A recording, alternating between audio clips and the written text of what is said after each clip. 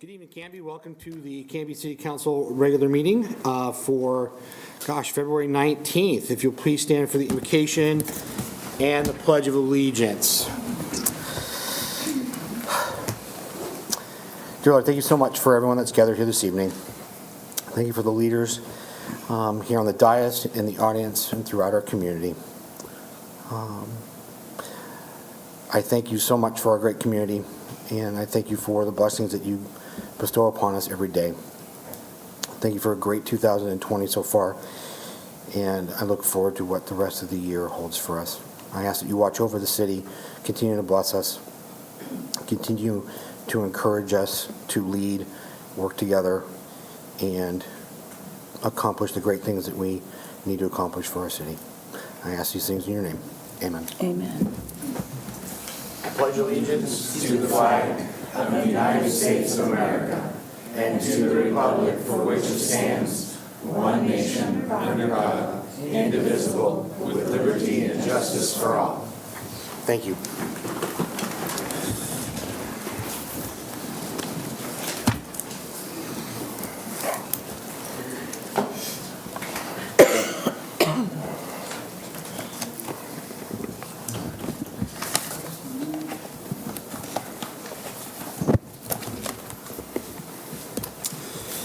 We have an agenda change this evening, so under ordinances and resolutions, item number B, Resolution 1330, resolution authorizing Columbia Distributed Strategic Investment Zone piece is being removed tonight and will be brought back for a council work session and then possibly on the next council meeting for the first meeting in March. Is that, we good on that one, Melissa and Joe, for that piece? So we'll make note of that. We'll skip that when we get there. Let's see. So we got a proclamation this evening for the Iwo Jima Remembrance Day.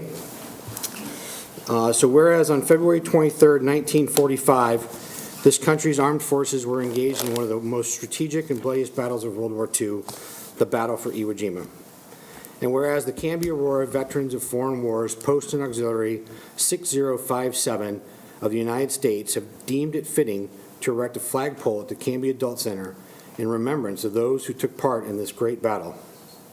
And whereas each year the members of the Canby Aurora Veterans of Foreign Wars Post 6057, their auxiliary, and their fellow veterans organizations and service organizations, i.e. Lois and Clark Young Marines, Civil Air Patrol, Boy Scouts, JROTC, etc., conduct a ceremony to rededicate this memorial and place the flags on the flagpole. And whereas the flagpole located at the Canby Adult Center is the only memorial in the city of Canby dedicated to our veterans who made such significant personal sacrifices during World War II in defense of this great nation. And whereas this year will be the 25th anniversary of the annual flag raising ceremony. Now, therefore, I, Brian Hodson, by the virtue of the authority vested in me as the mayor of the city of Canby, do hereby proclaim February 22nd, 2020 as Iwo Jima Remembrance Day. I further call upon all members of this community to join in commemorating this great event with the rededication of the flagpole at the Adult Center on February 22nd at 10 a.m. to celebrate the 75th anniversary of the end of World War II. Given under my hand this 19th day of February 2020 in the city of Canby, Oregon.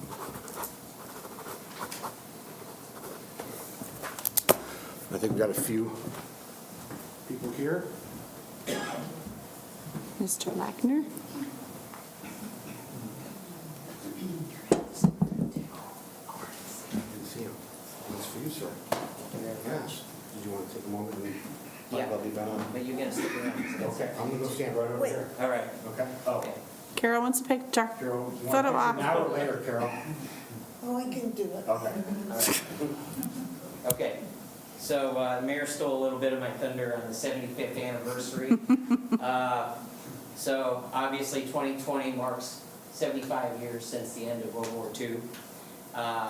Real quick, I'd like to recognize World War II veteran, Iwo Jima veteran, Howard Thomas. Howard's He's in the here. room. Oh, Howard!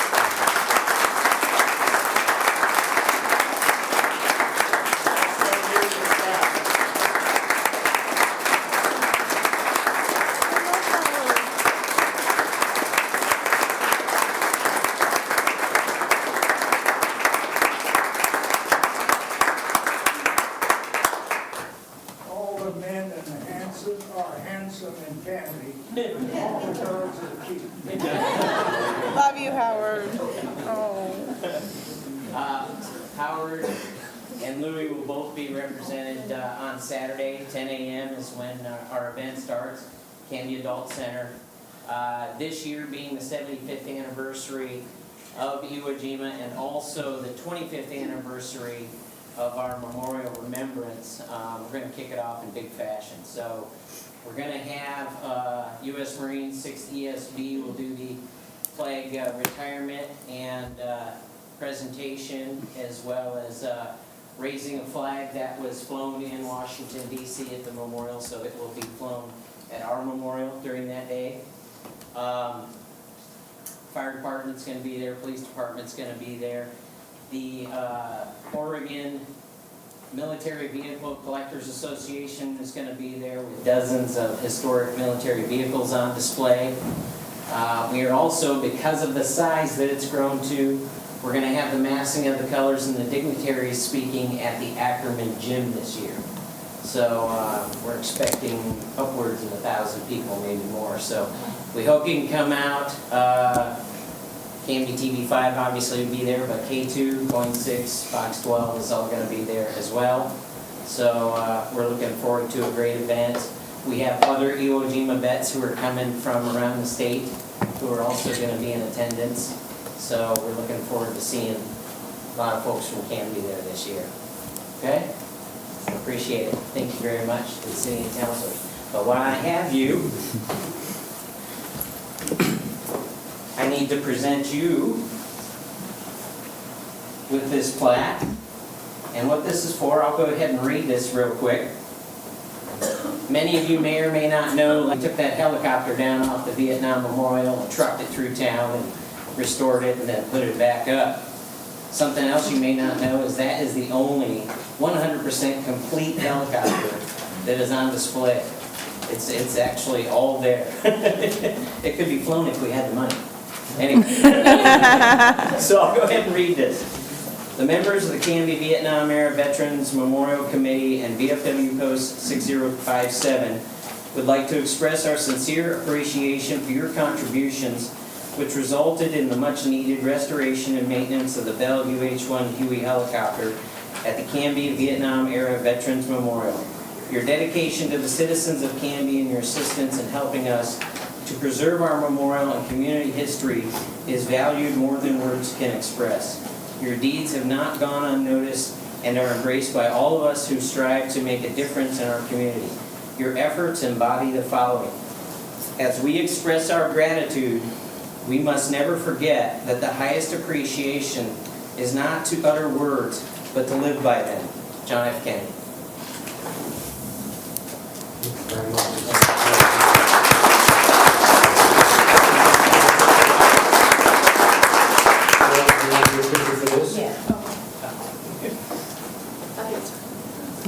Carol. It took us a while to put them together, but you know. No, this is fantastic. Thank you. We're all volunteers.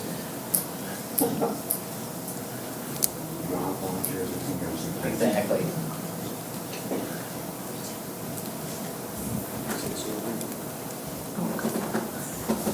Yeah.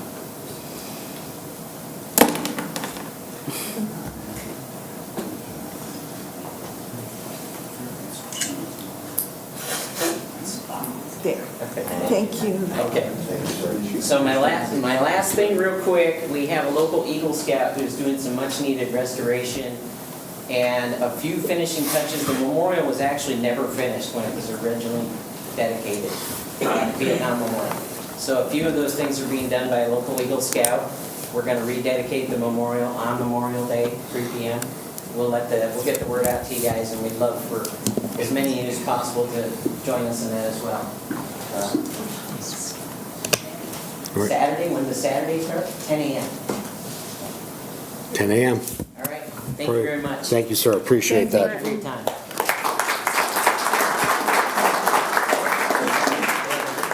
I'm speaking here on behalf of the VFW Auxiliary and extending our gratitude to you guys and for you to come. And we are providing refreshments for everyone, so come enjoy. We've got lots of sponsors, Thriftway Donuts, they're the best, are they not? Okay, cookies, we have coffee from Nudge Brothers and coffee from Human Being. I mean, we really went all out, and we hope to see you all here. Thanks, Jan. Thank you.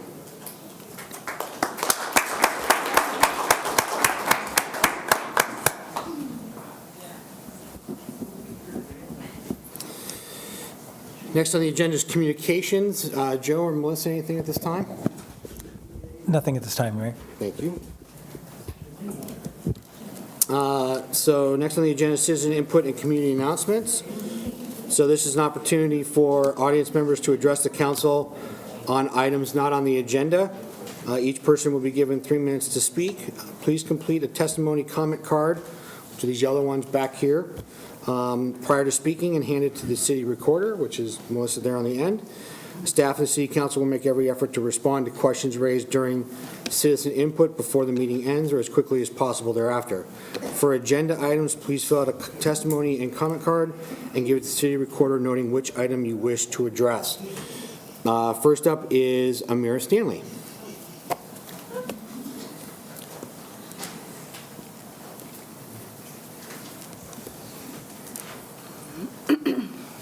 Hello, I'm Amira Stanley. I am going to stand. I have a loud voice. I lived in Canby for almost 3 years. I wanted to talk about, I sent the mayor 2 emails this week, and the first one was on behalf of the Canby Trans Alliance Group. And we basically just said thank you for allowing us to be here throughout the year while we give community input. We are basically asking again for the proclamation for Transgender Day of Visibility observed on March 31st, 2010. The transgender community that exists in Canby call on your leadership to set an example by acknowledging us and making Canby a safe and viable community for everyone. And then also, I emailed you about our conversation that we had with the group of kids at the Canby High School. We all met last year. We spoke. The youth talked to you about their issues with bathrooms and what they have to deal with in schools. You asked us to give you the pamphlet that we were working on at the time. Once we finished it, I sent it to you. I haven't heard back. I was just curious what your thoughts were on that, if anything was happening behind the scenes on that. So regarding the pamphlet, so I did see your email. Where that's, after I received the email, I think you came to the next city council meeting and talked about the pamphlet, and that was being distributed and being passed out. And what I took from the email was that it was more of an informational piece for me. So Okay. if that was not correct, I will go back and reread the email Okay. and get back to you on that and make sure that I understand. Okay. If I misunderstood it, then I will take a reread of that and get How back with you. about I send you a new one, and I'll attach another copy of it, so you don't have to look through old, because it was a really long time ago. Okay. That's totally okay. I have a copy of, if this were going to happen, basically the proclamation, and I would like to give each of you guys a copy, if that's okay. Thank you. Thank you. Thank you, Mara. And thanks for your time.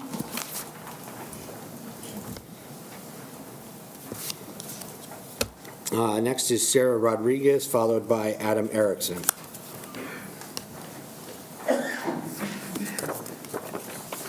Hello. Hi, Sarah. I am here with the Canby Transgender Alliance. Along with our friends and neighbors, we come before you today to request a proclamation for March 31st, 2020 for the International Transgender Day of Visibility. Here in Canby, trans people provide contributions to our society while having the courage it takes to live openly and authentically in the face of bigotry and harm. This day is important because trans people feel invisible when facing discrimination and other barriers to living their daily lives in peace. To put it simply, this is a worldwide observation for raising awareness of the discrimination that trans people face every day. Trans people are like any community, from 4-year-old preschoolers to youth at Canby schools to aging seniors. Trans people work in your grocery store, they deliver your packages, do your taxes, they care for your parents. Trans people are your neighbors and your coworkers. They live down the street and are members of your family. Trans people practice all faiths, participate in community groups, and have backyard barbecues. Trans people are a diverse community representing all racial, class, and ethnic backgrounds. Mayor Hodson, earlier this month at the State of the City address, you stated the time is coming that we will have to adjust to the new us. I say the time has come that we have to adjust to a new definition of us. The people of Canby are who they always have been, although some have been invisible, overlooked, and undervalued. A proclamation is the first step in correcting this. When denying this proclamation last year, you denied that the trans community existed as a valuable part of our city. Public denial fosters anger, fear, and anti-transgender stigma. It encourages denial of opportunity, discrimination, and the devaluation of people's livelihood and their lives. This deference leads to violence. Our members are denied services. Trans youth are afraid to use bathrooms at school. And here in Canby, there have already been threats and reports of violence. In the city's statement for a safe community, it is written, "We feel it is very important to reaffirm our commitment and our responsibility to be vigilant in defense of the rights of all people, proactive in our attempts to be a welcoming community for all." This proclamation provides a clear way that you can lead us to be a community for all people. You, along with each of us, can directly impact our small town community as a safer place for the trans people who call Canby home. We are not asking you to change Canby or change your personal beliefs. We are asking that you align the city's values with the community's values.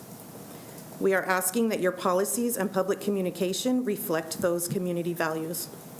We are asking that you, as a leader, mayor, set the standard in practicing these values. In your words, this is the time to come together. This is your moment to lead our broad and diverse community. We ask you, Mayor Hodson, to grant this proclamation request for March 31st, 2020, the International Transgender Day of Visibility. Thank you. Thank you, Sarah. Thank you. Mr. Erickson, followed by Lulu Wills.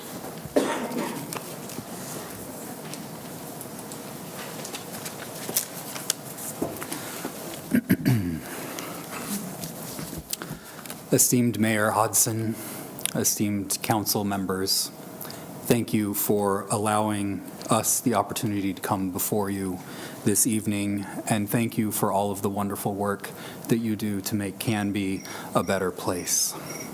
I come to you as a pastor, as a leader in the Christian church, and I come to you as a citizen of the United States.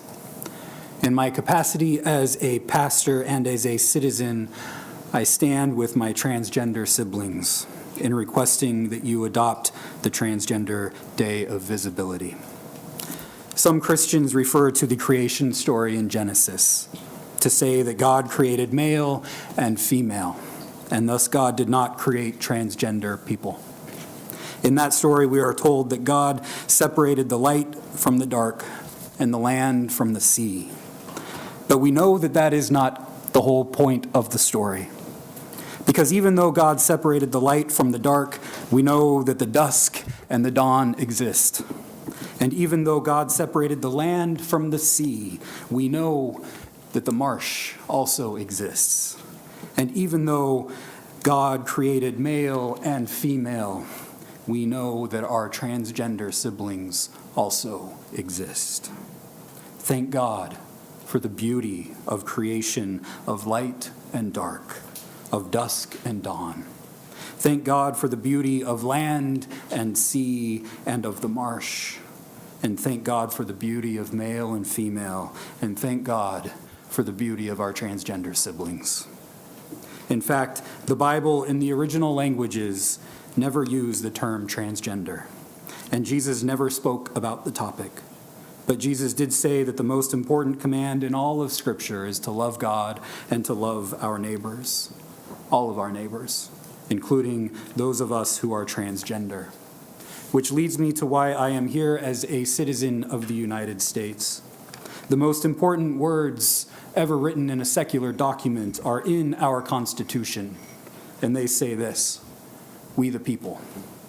It is impossible to overstate the significance of those words.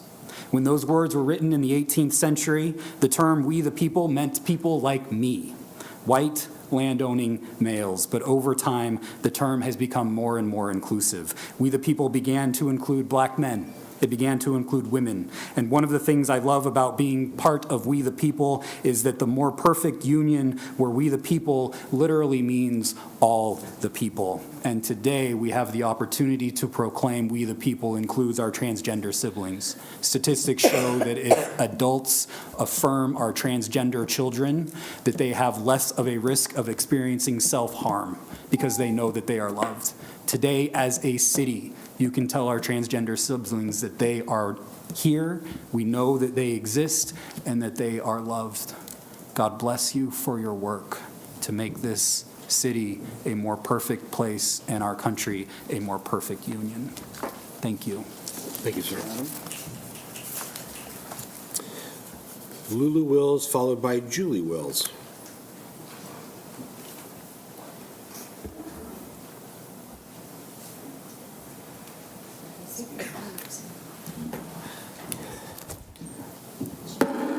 Speak right into that microphone.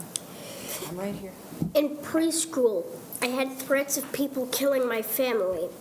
They wanted to kidnap me because they thought my mom and dad were abusing me. Things really need to change. Hold on. You can't press that button, sweetheart. Just set it down and move from it.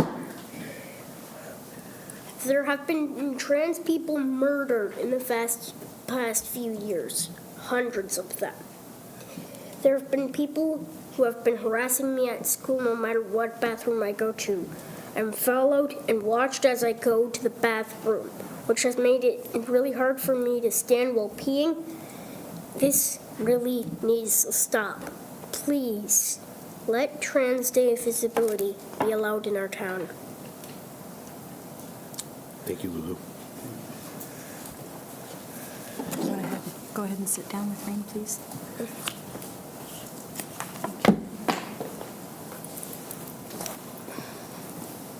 If you give me just a moment, I need to pull up what I was going to say. I'm just here for support. Thank you. I hear a lot of talk in this town about concerns about trans people in the bathrooms in our schools. They think trans kids are a danger to other students. I intended to speak on Trans Day of Visibility tonight. I had wanted to craft a speech on why it's important. I found myself at a loss for words because this morning, my child didn't want to go to school. So I need to give you all some context. My trans child hates winter and summer breaks. They throw tantrums about it. They love school that much. This morning, they hid from the bus. They told me it's because a boy is following them to the bathrooms to watch them while they're in the stall. It doesn't matter if they go in the boys' bathroom or the girls' bathroom. This boy follows to watch them. They can't tell me which boy is doing this because they don't know their name. Transphobia is rife in this town, and children are learning it. Our representatives have spent almost the last year avoiding proclamations and thinking that this is somehow the answer to what is becoming a very hard subject. Mr. Mayor, City Council, this is the price of avoidance. Our children's innocence is the price. Our visibility is crucial to our treatment. Learn better, do better. Transgender Day of Visibility is only one component of a bigger conversation the whole town needs to be having. I implore you, please engage in this conversation. You as our elected leaders and representatives need to encourage a positive movement going forward with this, regardless of your personal feelings. You are supposed to represent everyone in this city, not just those of you who agree with you. I would like to start this dialogue now. What are your thoughts?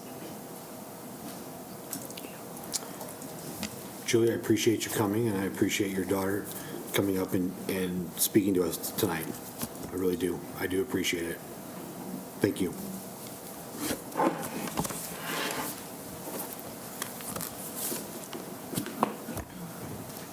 I have Olivia Coburn and then Paul about the fireworks.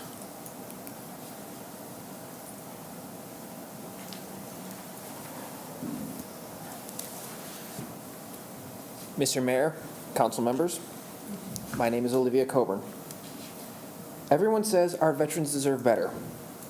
Well, what about LGBTQ veterans? Do they not deserve better? If your answer is this is what you deserve, then you do not believe the words written in our country's Constitution, the same one that allows your position of public service.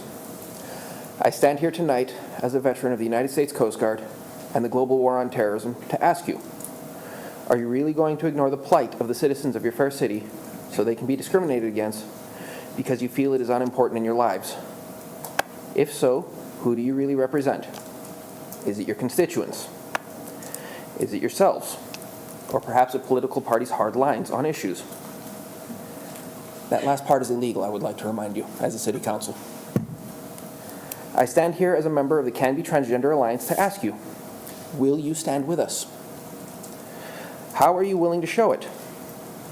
I am a woman of action, and I am asking you to publicly acknowledge and attend the International Trans Day of Visibility on March 31st. With or without you, I will be with my friends and allies on that day. Are you with us or are you against us?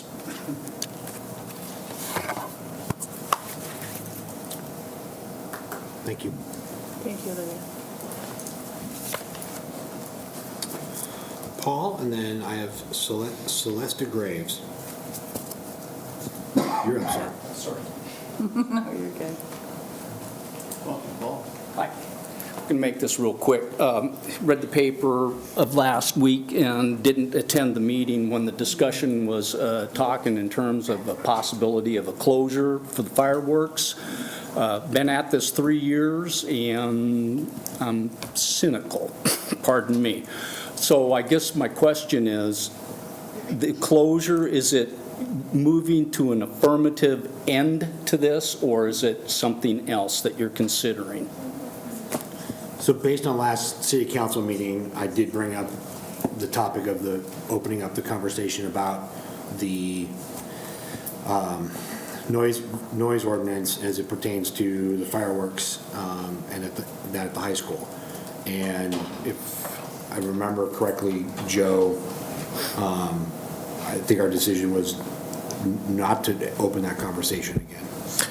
I think there was a notion that there wasn't a general consensus about revisiting the noise ordinance as it exists, but that there was a general consensus about continuing to try to reach out to the school district to see about the less concussive, if that's still a possibility, and or other potential alternatives that they might be thinking about. Okay, so That's what I believe from memory. So, again, going back to last meeting, they are using the least percussive that they have. I think that from the person that they're receiving it from has said that that is the case. That it's the least concussive that person gives to them.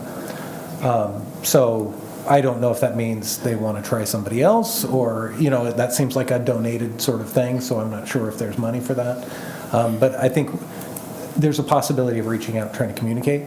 But in terms of the council's position on it, it seemed that it shut the door, at least for now, under this particular council to, you didn't want to revisit the actual ordinance. Okay, so anything further regarding the fireworks in terms of types that they use, that's going to be on the school district. This is old news. They are using the less percussive. It's still harmful. It's still discriminatory. It is still unwanted in our neighborhood. It still abuses pets. This is just ridiculous. I just got done listening to the humans in this room talking in terms of wanting to feel welcomed here. What about us? This is just absolutely done with. I don't even see why I'm here to talk about this. I'm not the only one. It's not a popular thing, and it is discriminatory. I would hope the council would rescind the variance. It's as simple as that. End it. And Paul, I appreciate that you've come time and time again to have this conversation with us, and And so last meeting, I did bring it up, and the council does not want to open that dialogue. And so right now, the ordinance will be as it is. So we're not going to make any change, open it up and have conversation about the firework piece So, at this time. in essence, it's going to continue as is with the discrimination against our neighborhood, abuse of our pets, and harassment to us. Is that correct?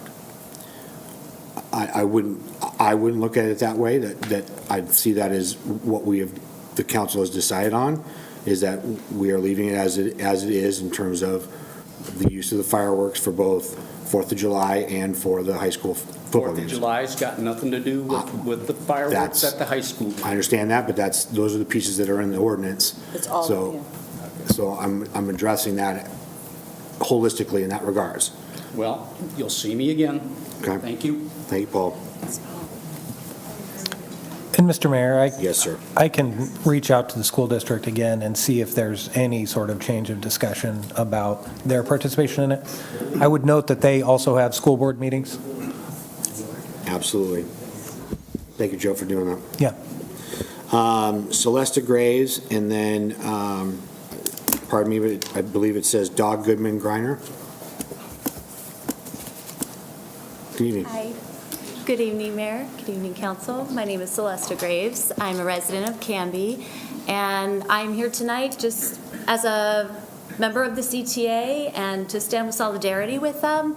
I want you to know that I would love to see us as a city support the International Transgender Day of Visibility. Thank you. Thank you. Thank you. Dog Goodman Griner, followed by Julie Shempert. Can you all hear me okay this Yes. way? Thank you. My name is Daw Goodman Griner. I live in Canby, in North Canby. I am on the board of the Canby Transgender Alliance and the Northwest Gender Alliance, and I'm here obviously in support of the proclamation for International Trans Day of Visibility. In many instances, a person's minority status is readily apparent. However, for many trans individuals, that status is not always obvious. When disclosure can have serious and even deadly consequences, recognition on a larger scale leads to personal acceptance and increases our safety. You don't need to approve of our existence. Simply affirm that we deserve to be safe in our communities and that our accomplishments are worthy of recognition. While you may refuse to acknowledge us, I am here with my own proclamation. Every trans person has value. Our existence will not be erased, and any attempts to silence us will only increase visibility, both of your bigotry and our resilience. If you think we had a good showing today, just turn us down, and we will spill into the lobby again. Thank you. Thank you.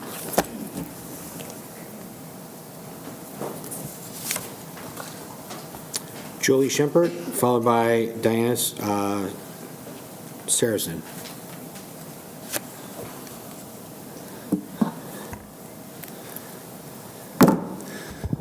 Hello, I'm Mayor Hudson, council members. My name is Jolie Shempert. Excuse me. I'm here to stand in solidarity with the Canby Transgender Alliance. I am queer and transgender, and I, as a teenager, attended the First Baptist Church School of Canby and the First Baptist Church, and graduated high school there. I was a member of the Canby community, and once I took a job at Fred Meyer, and at church on Sunday, a sweet old lady rushed up to me to tell me, "You shouldn't work for Fred Meyer because they give a lot of money to the homosexuals." And she pressed a pamphlet into my hands on that subject. Gay people were very visible in that cultural moment in the 90s, in the midst of the AIDS crisis and a fresh wave of activism for LGBT rights. And many in the conservative Christian community, my community, maybe some of your community, pushed hateful ballot measures to curtail LGBT rights. But at least I knew about the homosexuals, as our church always called them, if only to be taught to hate them, which is to hate myself. Transgender people were invisible during that time in my community. They existed, of course. I existed, but you wouldn't know it. Trans people hadn't yet gained enough notice in conservative rural Christendom to be actively, vocally hated. So it took me a long time to figure out who I am, to embrace my whole self. And when I think about what a transgender day of visibility could have meant to me back then, the wasted years that it could have saved, it breaks my heart.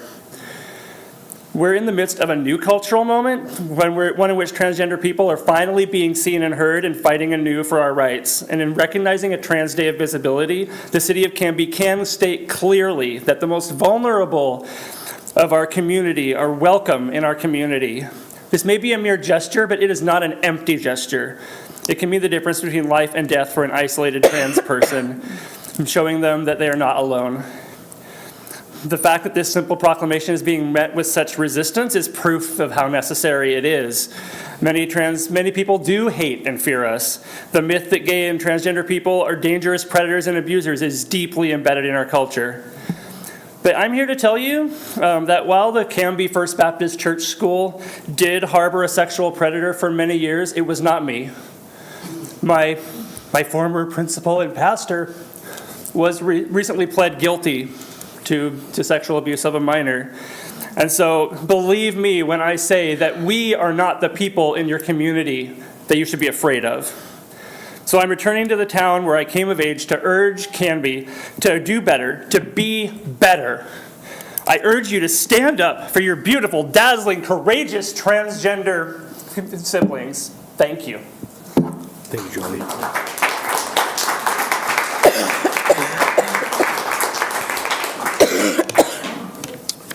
Diana Saracen?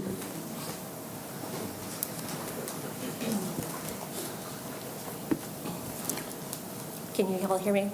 Yeah, just make sure to step closer to the microphone so that it can project and then they can record it at home. Mr. Mayor, council members, community members, I know you've heard a lot of downside things, so you know what? Let's do something positive. I'm proud of members of this community. Canby was the first place to have a transgender, non-binary Girl Scout in Oregon and Southwest Washington. Last year, members of the community came together in the face of opposition regarding that proclamation that you've all heard about now. As many of you know, last year the request was made for the acknowledgement and recognition for the amazing people in Canby who are transgender and non-binary by honoring the International Transgender Day of Visibility. In response to the pushback, the Canby Transgender Alliance was formed. More things that we should be proud of are the amazing community work and outreach to combat the stigma and the bigotry by engaging in the community events like the 4th of July Parade and Night Out. This fantastic group gained over 100 members the first day it was formed. We've created a transgender-friendly clothing closet. People out there aren't necessarily comfortable with going to the church closets, and we've gone through and made a place that's safe for them. The CTA has also helped to cover the expenses of those in need, things like rent, electricity, gas, all things that are basic needs for everyone. I want to ask everyone here, think about the amazing people in this community that face every day, who improve this community one person at a time. And please give the recognition wherever possible. Thank you. Thank you.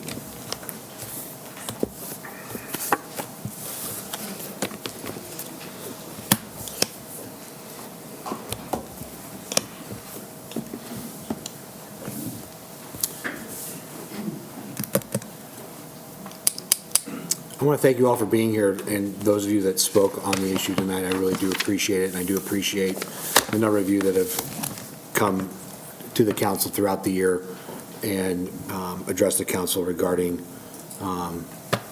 Canby Transgender Alliance, the Day of Visibility. I do appreciate that, and I do have, Amira did send me the proclamation pieces, so I do have those, and I have not gone through those this week, but I do have them, and we'll go through them. So thank you for that. Mayor, can I make a comment about that? Sure can, Greg.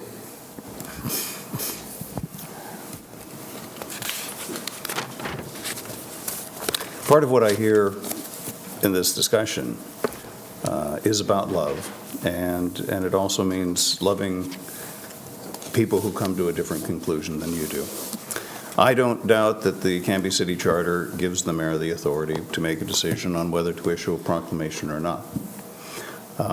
If he comes to a different conclusion than I do, well, then those are the breaks for the position that I'm in. If I had the authority as a city council person individually to issue a proclamation, I would do it, but I don't.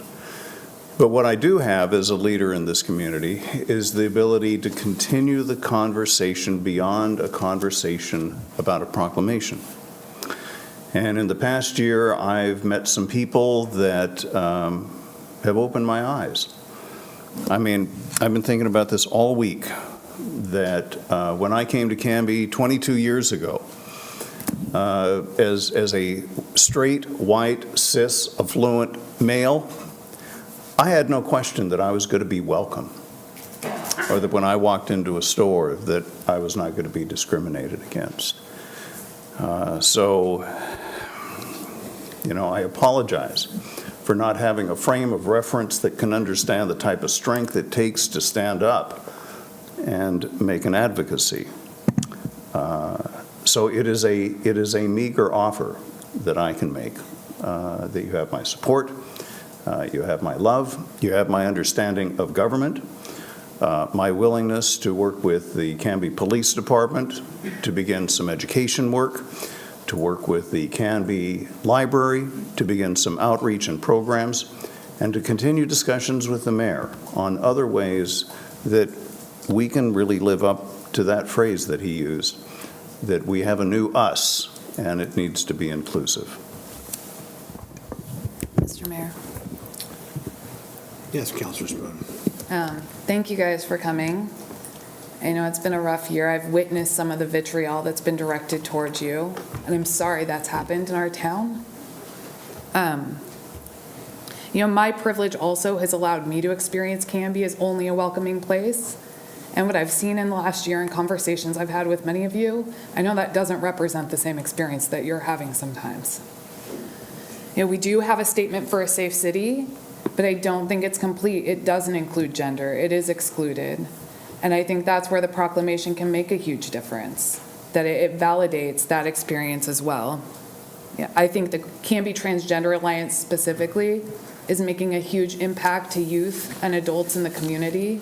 I know that you guys have started the clothing closet. I know you guys have an educational lending library. I know that you not only participated in 4th of July, but you stayed afterwards and volunteered to help clean up. You guys hosted a night in the community for everyone, a diversity night out, an evening of inclusion. And I understand from recent conversations that you guys have raised over $3,000 to help each other with emergency needs. If that doesn't make you a valuable community organization, I don't know what else could.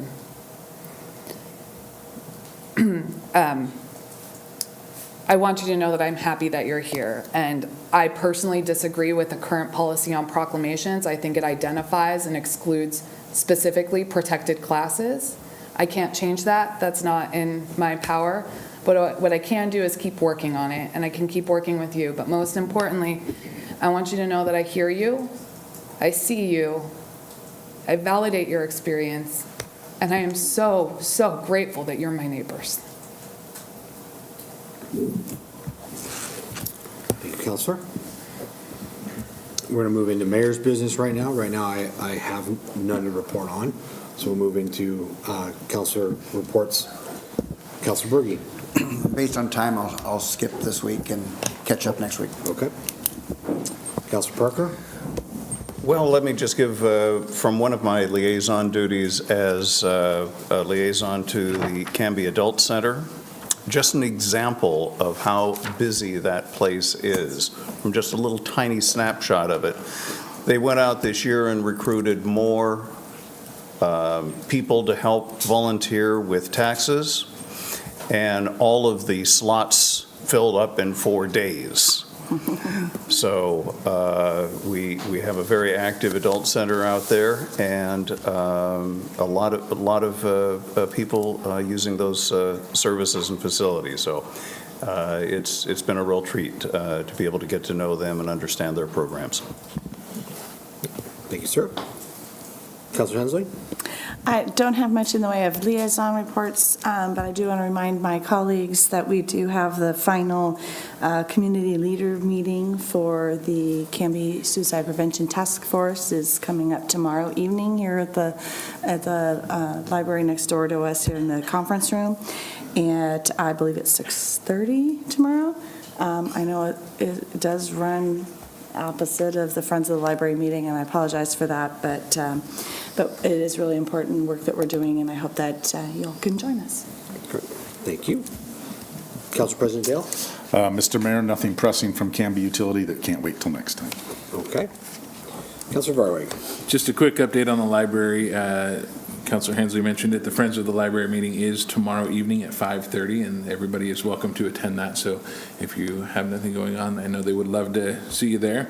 The library is doing a really cool thing. They're bringing red crates to the schools, so kids who are maybe not able to make it to the library to drop off their books will be able to return their library books at their school. So all of the schools will have them, and that will be great. And then the library is doing census training. So if you want to help out with the upcoming census, there is training taking place on March 9th from 2 to 3 and on March 10th from 6 to 7. You need to attend one of the 2 classes in order to be able to help with the census. So we encourage everybody to help out and sign up and come help out. That is all. Great. Thank you. Councilor Spoon.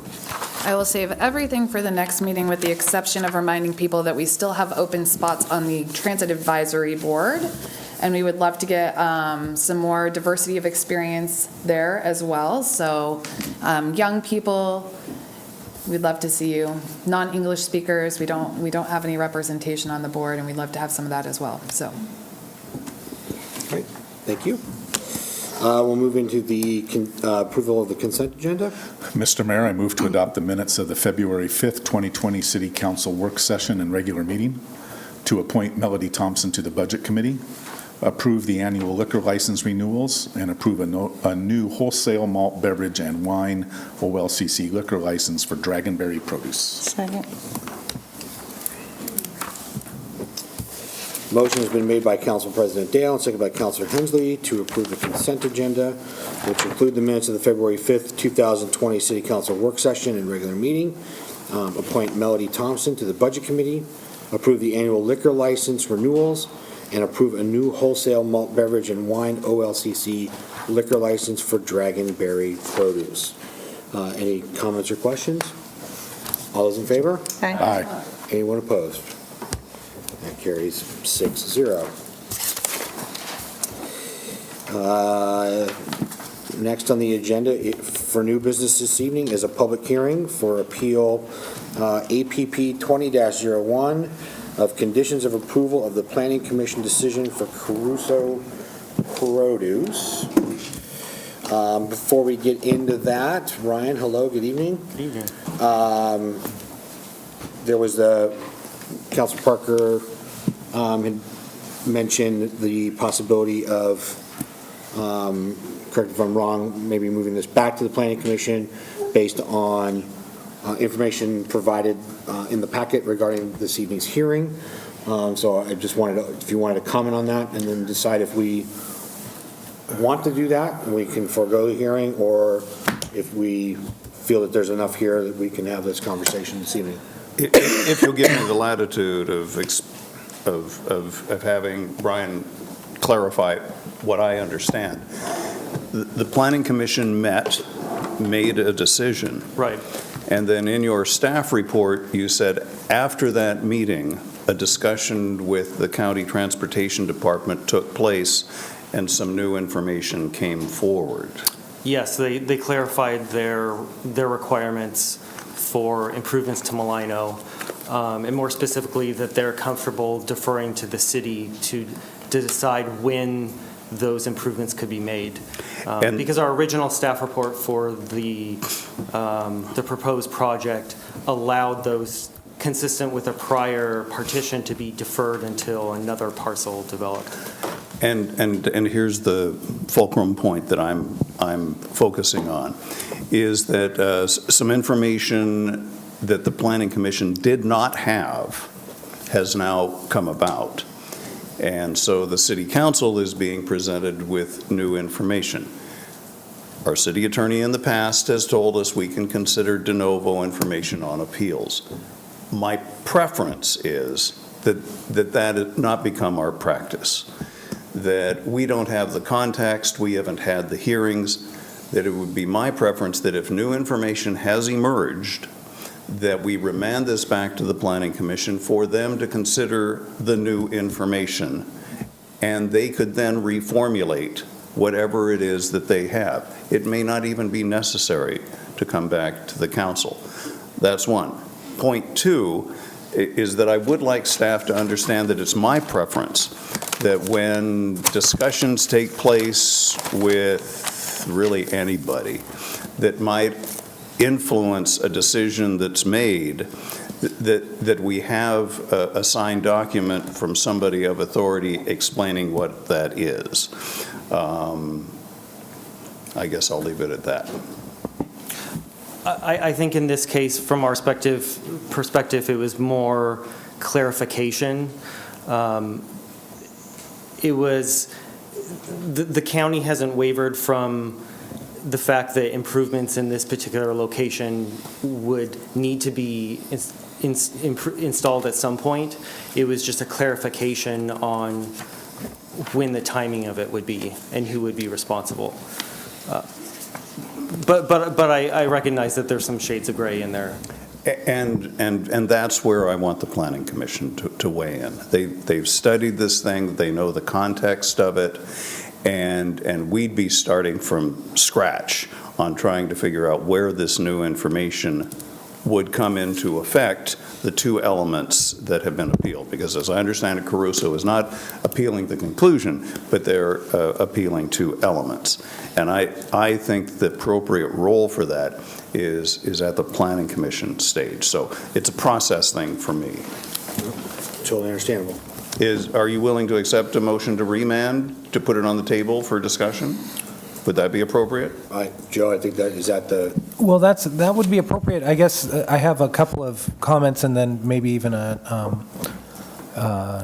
I'll leave it at a couple of comments. Is that procedurally, because our planning department and the Planning Commission closed their hearing, so for the idea of finality in our procedures, right, once you have the closed hearing and nobody wanted to add any more, nobody left the record open for evidence, there was no way for the Planning Commission to just revisit it without coming to you. You can send it back on remand. One of the ways in which the person got here, and let me ask, because the applicant is here tonight, right? Was the fee for this particular hearing waived? Is that, okay, so then the applicant won't be out that money, because there are rights that inure when you pay for a hearing and then you don't get it. Mm-hmm. So because we waived the hearing fee in order to hear the new information, because I believe staff felt like that continued conversation with the county folks was a bit of new information that it seemed unfortunate that it didn't come about until a conversation right after that hearing was closed officially. I think it had to come here in order to even get sent back to the Planning Commission procedurally. And so I just want everybody to know in the public that staff is doing its best to try to present this information. This is the only way it could come about. And no criticism at all. But I just don't want the city council becoming the court of original jurisdiction on this stuff. Okay. That my vision for the role between the Planning Commission and the city council is for us to take appeals and to review the process and whether the correct application has been made, and not for us to consider change, in this case, change of facts or change of interpretations, which apparently somebody believes would change the outcome. I think the role for that is at the Planning Commission level.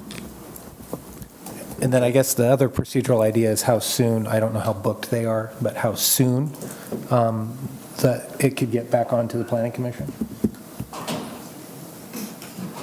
I'm trying to think if there's any necessity for advertising to go back, or when it's a remand. If not, then it could go fairly quickly, I imagine. Well, and I could see that this in and of itself is a nice way of broadcasting when the date certain is of the Planning Commission meeting. So with those sorts of ideas in mind, you could craft a motion for remand to go to a specific date certain to the Planning Commission if you so wanted to do so. It's actually listed under option 3 on here already. So With the date certain, do we know what their agenda schedule is? That's what they were just asking Brian, and Brian The thinks. next meeting is March 9th. And Would be available. do we not Is there know room on what the that agenda is yet? And we have one item on there, a subdivision. Okay, can we get that in there if that's the I'm decision? sure we can if we don't need a 20-day notice. Do we need to go to the second meeting in March then? Or is that enough time, Joe? Sorry, Brian, thank you. I'll just add one other comment, because staff spent quite a lot of time thinking about this issue. I can't speak for certainty, but there were 2 planning commissioners that didn't seem to make their decision on requiring Malino Road improvements based upon the county's memorandum that was part of the record. They cited other reasons why they thought it was important, that the road was going to become a lost cause, not taken care of by either the city or the county, and that it would never get improved. And that's what seemed to carry the decision-making.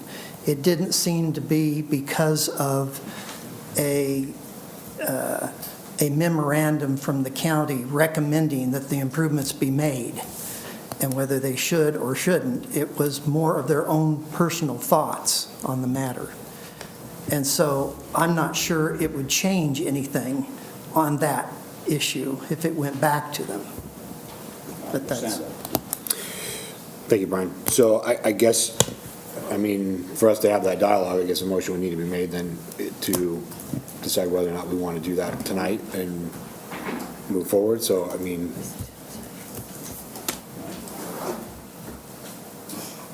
All right, well, for purposes of debate, Procedure.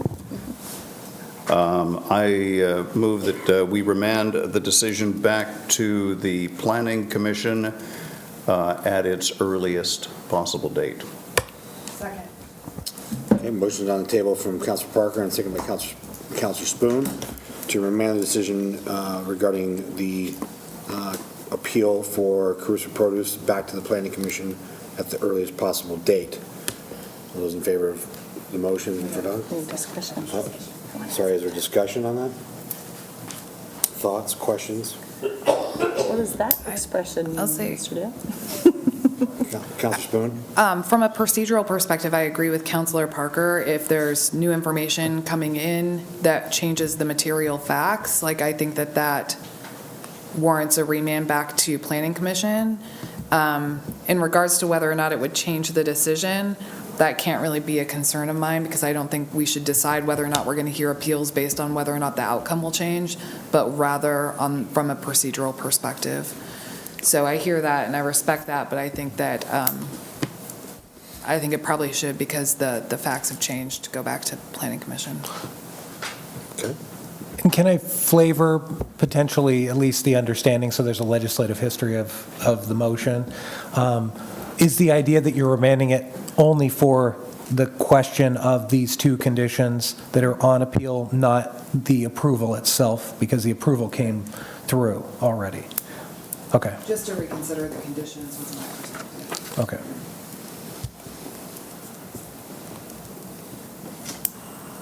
Any other, questions, dialogue? Counselor Berge? As I dug through this, I had more questions than comments, but I actually am leaning towards what Counselor Parker has said tonight. It does make sense that we have a planning commission. They need to have all the facts in front of them to make an educated decision. If at that point that decision is not to the liking of the client, then it can come back to us at that point. So I think that would be the cleanest and easiest way to take care of this. Okay. Thank you, sir. Counselor Varley? Yeah, so obviously we'll try and get this on the next planning commission meeting, correct? Does that change the timeline? Is there any, by doing that, are we delaying their project?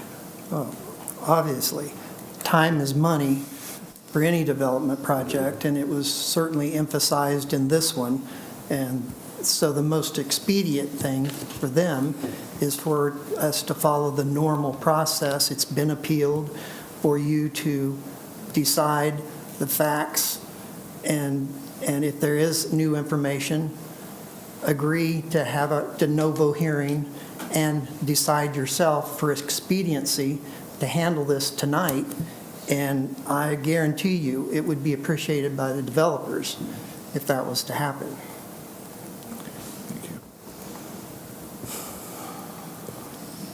Okay, any other comments or questions?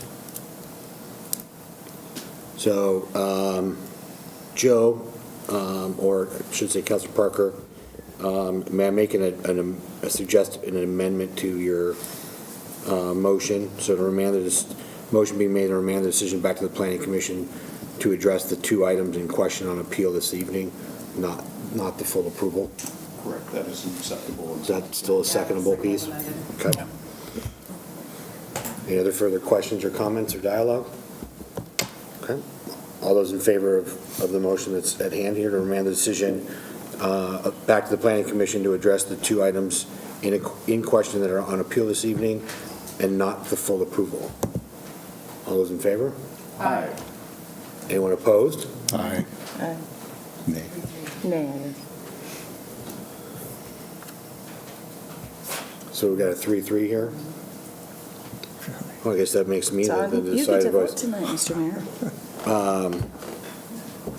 I have to agree with Councilor Parker and Councilor Spoon and Councilor Berge. I think that they're not wrong in what's being addressed here. I think those items need to be vetted by the Planning Commission if we're going to keep the integrity of that commission and what they decide and whatnot. I know that we have a history at times of going back and forth, and we've not agreed with them on a few things in the past, but this one I think needs to be sent back to them for further discussion and for vetting. So I'm a vote for yes to remand it back to the Planning Commission. So the motion passes 4-3. Okay. Okay. Thank you all. Kaboom. Next.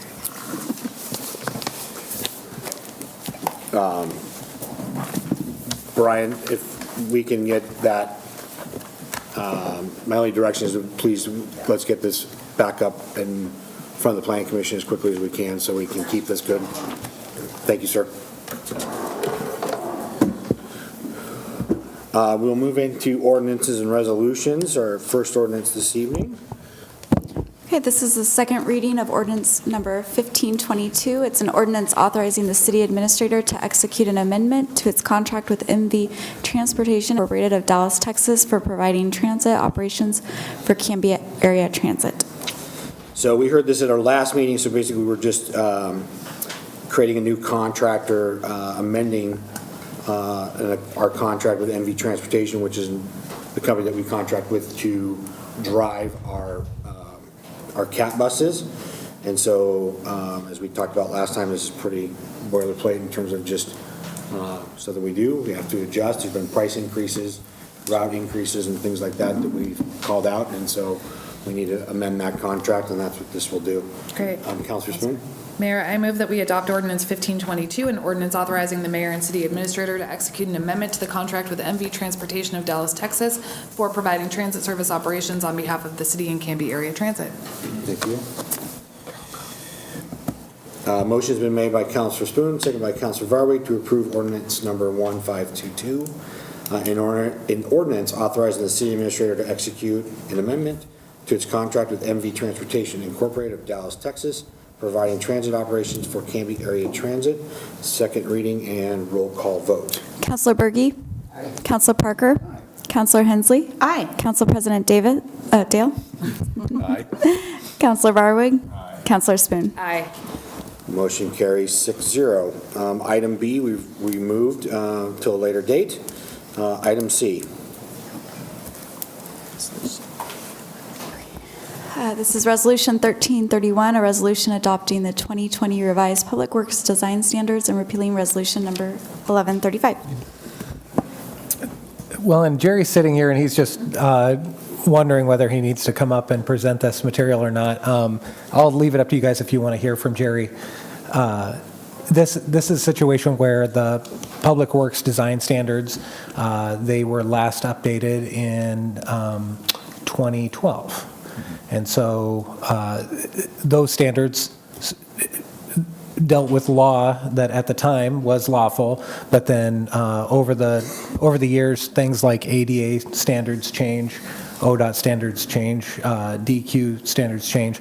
And so we're trying to be more elegant about the way in which we approach those laws and say the most current law, because sometimes people who are working in the city of Canby, they'll go to our website and print out what the standards are, and they don't, if they were from 2012 and they printed those up and just worked on those to make curb cuts and things like that, they're not going to be ADA approved.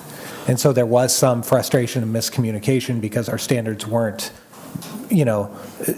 echoing what we need to echo, which is current law in a lot of ways. And then I know there's been some work as to dry wells, which our city has quite a few of, and the way in which we test those out. And so there were some needed design standards that are really best practices and kind of up and coming ways in which to do things. So this is an effort to try to approach all change in laws, the important ones, as our public works are out there making sure that everything from the way curbs are and driveways and things like that are appropriate for all the areas of law that kind of touch on these sorts of things. Not a bad presentation. Thank you. Jerry, would you like to come join us up here, sir? Thank you. I like the thumbs up from the back room. I can't talk that. Oh, well, thanks. We're glad you're here, though. What are we doing here, Jerry? So Joe did a very good job of encapsulating the what's in front of us. I'd love to hear from you, maybe the highs and lows of for those of us that are still here, and then the viewers at home.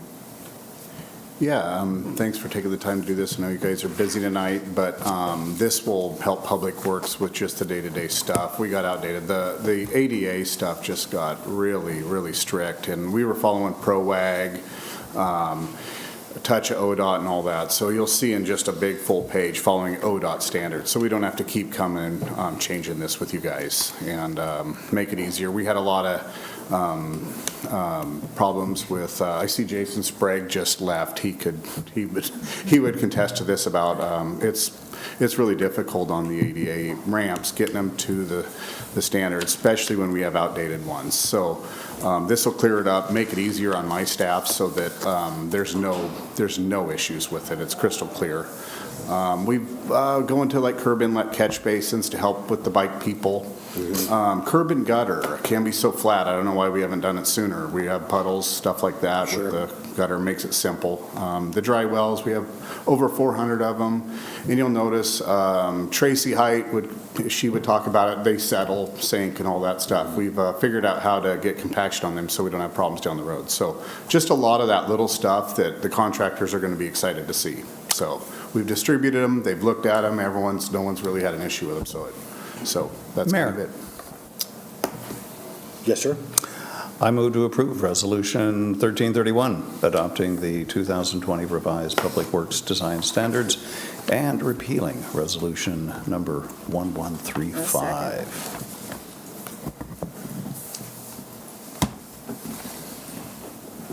Motion's been made by Councilor Parker and seconded by Councilor Hensley to approve Resolution 1331, adopting the 2020 revised Public Works Design Standards and repealing Resolution number 1135. Comments or questions?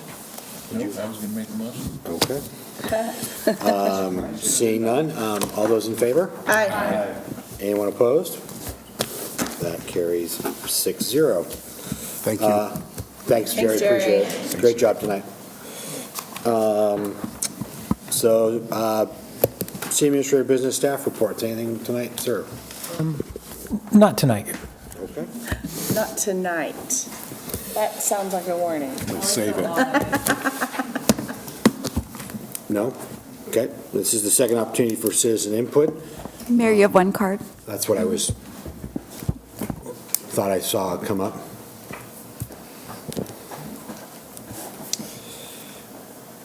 Sarah Rodriguez regarding the Suicide Prevention Task Force.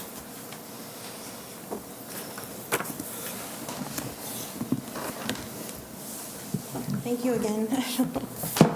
Sorry, I just felt very strongly about this, hearing you talk about the Suicide Task Force. And I don't know what you're doing with your task force to address the trans youth, but the statistics are shocking and alarming, and that is a lot of what we are trying to do with our group. Is to give them some support. I just want to let you know that Georgetown University says that LGBTQ youth that are accepted by their family and their community are 8 times less likely to commit suicide. Attempt suicide. They are 6 times less likely to suffer depression. Trans youth levels of depression and suicide increase, and their levels of victimization compared to their cis partner or cis peers. Sorry, I threw this together pretty quickly. It's okay. If you look at trans youth and compare them to their cisgender peers, 1 in 3 trans youth attempt suicide. That is not 1 in 3 attempts of suicide. That's 1 out of 3 trans children attempt suicide.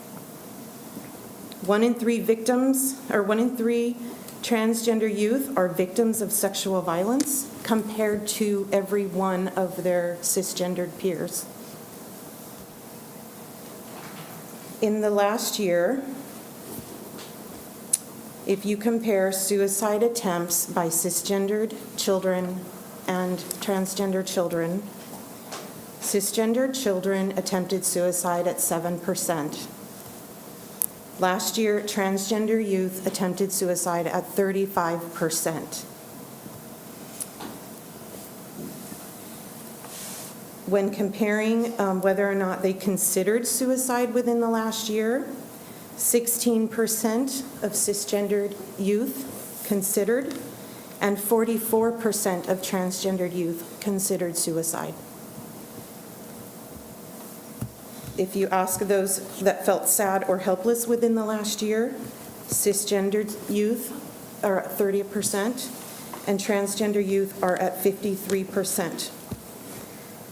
So with this information, I would like you to take this to the task force, Councillor Hensley, and encourage them to support the transgender youth of this town and the LGBTQ students. Because just with families and communities acknowledging pronouns and preferred names can make all of the difference in the world. So thank you for hearing me again. Yeah, I thank you for the statistics. I want you to know that in making our public service announcement that we have, I don't know if you've seen it, it's being aired on CTV5 as well as being shared widely on Facebook. I did reach out to the LGBTQ community. I was declined by a couple of people, but we do have 2 people in that community that's in that PSA. And we are also working with the school district on curriculum to go into the health classes for all of the students, not any particular community, but for all students and all youth. So we are working to protect all of the community and all the sectors of our community, not just, it was actually me that said, okay, we have a task force of a bunch of old white folks, right? We're all 40, 50 plus, and I was like, we need our PSA to look like our community. And so that's why that PSA is full of youth of all sectors of our community that I could get. And I did reach out, and we do have 2 LGBTQ members of the community in that PSA, and I was very sensitive to that I was absolute adamant that we needed to have our PSA look like our community. So I appreciate your statistics, and I want you to know that I am working to make it very inclusive, that this represents everybody, because suicide is not one sector of any community. We're all vulnerable to it. And so I hear you, and I am working with it. Thank you. I believe that you are diligently trying to do that. My concern is that if children don't know that they're included in that, then they don't know. Then it doesn't matter. Yeah. I mean, we can say all men are created equal, and clearly we know that they are not. Yeah. That it's not considered that. So we can say it's a program for everyone, but unless you speak directly to them and say the words and the vocabulary that they need to hear, it is not going to be heard. So, and we are working on that. And I appreciate it. Maybe we can have a conversation offline about how we can communicate, because honestly, sometimes it's just hard to reach certain folks, and we have been working really hard. It's like we didn't get here overnight, and we're not going to get back overnight. So I know, and I really appreciate that. So how does it look if a very dedicated group is saying, or, the task force and the PSA and doing everything they can to reach all the people, but all of the messages in the community are contrary to that? I guess that's why I feel so compelled to speak again. It's because the messages that children are getting are contrary to even the very hard and committed work that you're doing. So I hope that we can maybe align more to not just be inclusive and say we value you because you're a child, but we value you because you're you and you're special and we care about you. So every child is special. Thank you. So yes, thank you so much.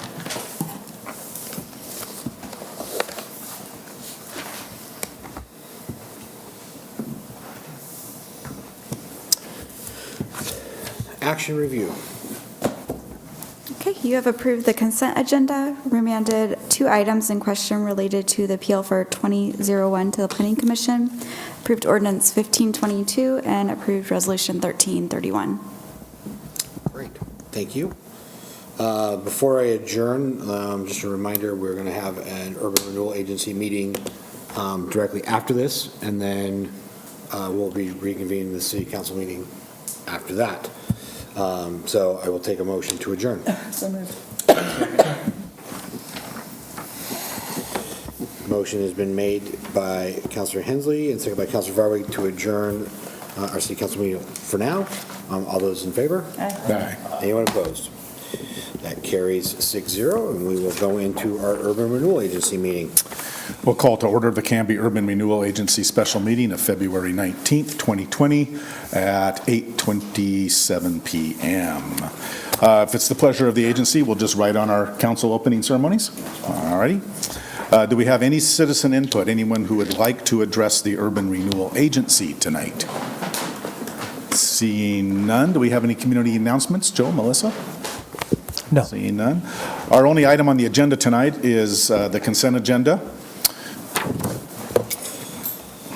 Mr. Chair, I move to approve the consent agenda, which include the minutes from the December 4th, 2019 Urban Renewal Agency special meeting and the Urban Renewal Agency Budget Committee appointments of Melody Thompson and Carol Palmer. Second.